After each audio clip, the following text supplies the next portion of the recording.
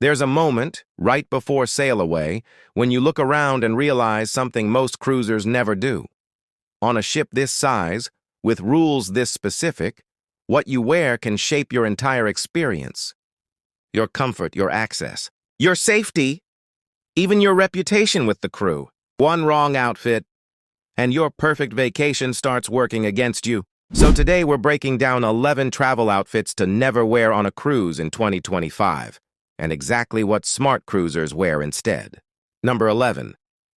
Heavy, bulky travel clothes. You see it every embarkation day. Passengers boarding like they're hiking the Alps. Jeans, thick hoodies, heavy jackets, layers packed on like armor. The problem? Cruise terminals get warm, gangways get hotter. And the moment you step on board, you're walking into a climate-controlled ship that sits comfortably around 72-75 degrees. You're sweating before you even hit the atrium. Why it matters? Because your cabin often isn't ready yet. You're stuck carrying those layers for an hour or more, dragging them through muster, lunch, and crowded elevators. The insider move? Wear light layers you can easily peel off. A breathable tee, a thin zip. Quick-dry travel pants or shorts. Stay free. Stay comfortable. Start strong. Number 10. Old, worn-out travel shoes. Cruise ships look flat. But they're not. Long corridors, open decks, slick staircases. They're a hidden obstacle course. And nothing betrays you faster than shoes with worn tread. The problem? Wet decks happen. Morning dew on the Lido. Chlorine splash near the pool. Sudden rain during sail-away parties. Crew see slips all the time. Almost always from bad footwear. The hidden insight? Most ships won't stop you from wearing old shoes.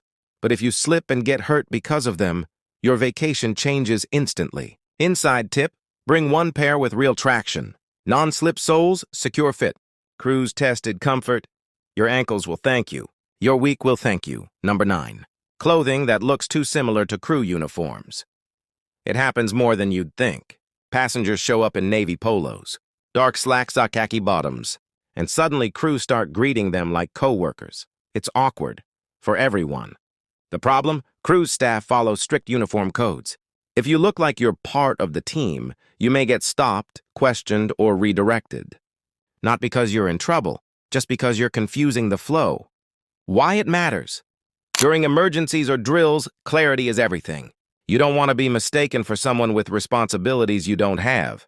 Insider move? Avoid navy polos, white button-downs with epaulette shoulders, and anything resembling security attire. You're here to cruise, not clock in. Number 8. Strongly scented clothing or perfume-layered outfits. Cruise ships are enclosed spaces. Close quarters, recycled air. Shared elevators, packed dining rooms. And scents, especially strong ones, travel fast. The problem? Many passengers have severe fragrance sensitivities. Asthma triggers allergic reactions. Migraine-level issues. Crew see it happen every sailing. Someone's heavy perfume ruins an entire elevator ride, and that discomfort spreads across the ship. Why it matters? The cruise line can't force you to skip it, but they can ask you to tone it down if complaints come in. The insider move?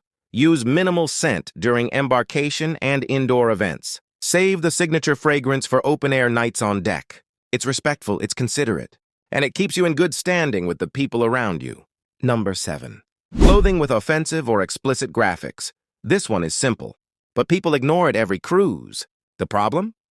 Cruise lines reserve the right to deny boarding or request outfit changes for clothing featuring explicit language, hate symbols, or offensive graphics.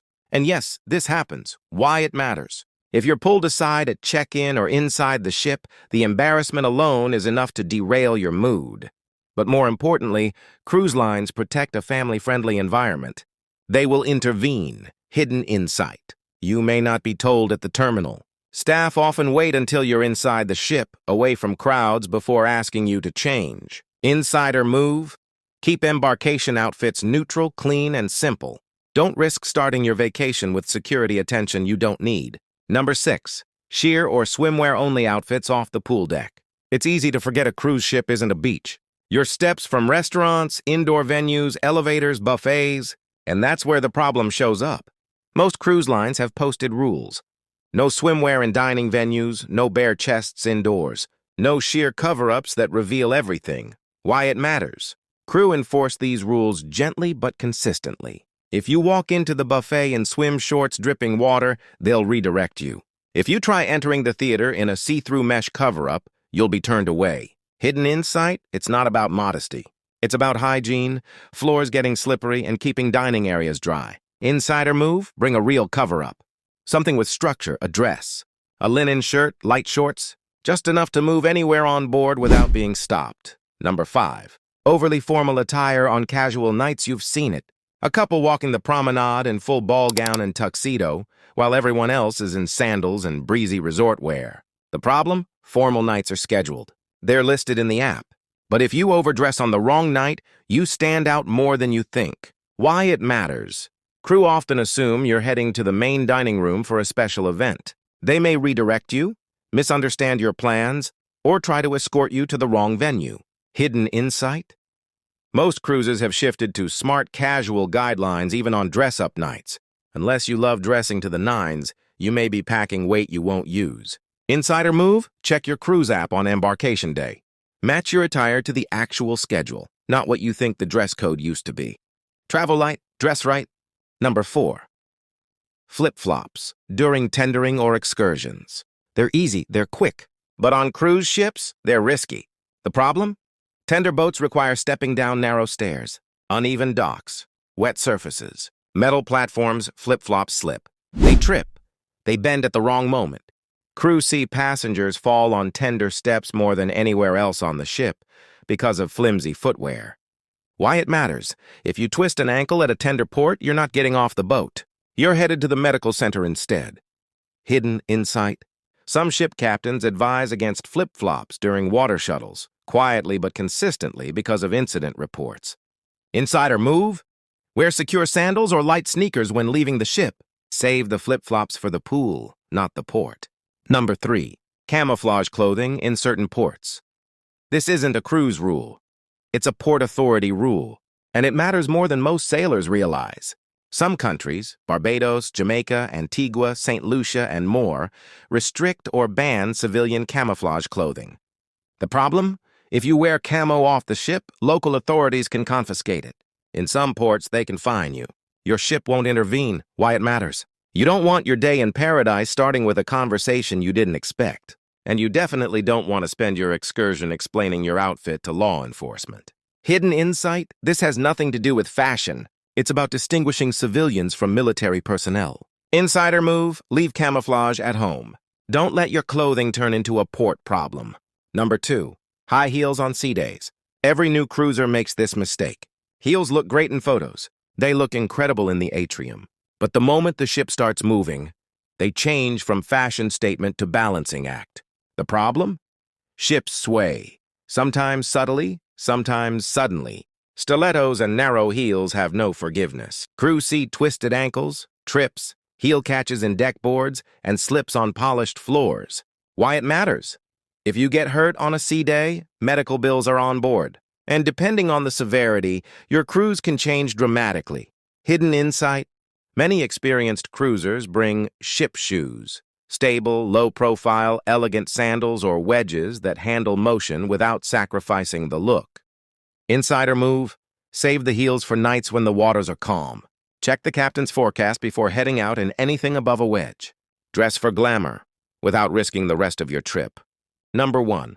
Long, flowing dresses or loose scarves on open decks. The top outfit to never wear. Because this one isn't just inconvenient, it can be dangerous. Open decks can funnel wind at speeds you don't feel at ground level, and anything loose, long, or flowing becomes a liability the moment that gust hits. The problem?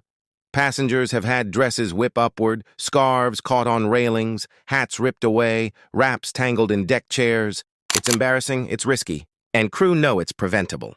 Why it matters? You're inches from railings. You're walking near open areas. Any distraction or sudden pull can throw off your balance. Hidden insight? The wind on upper decks isn't random. It intensifies when the ship is moving at full speed or navigating between islands. Insider move, secure fabrics. Tighten wraps. Avoid long, trailing pieces on sea days or when exploring the outer decks. Look elegant, without letting the wind take over your evening. A cruise gives you freedom, but what you wear shapes how smoothly that freedom unfolds. These are the mistakes most passengers never realize they're making. the subtle outfit choices that affect comfort, access, safety, and the flow of your entire trip. You're not here to blend in. You're here to cruise smarter. If you want more insider breakdowns, more real cruise guidance, more behind-the-ropes secrets, hit subscribe, drop a like, and stay tuned. Because your next cruise, it's about to get a whole lot better.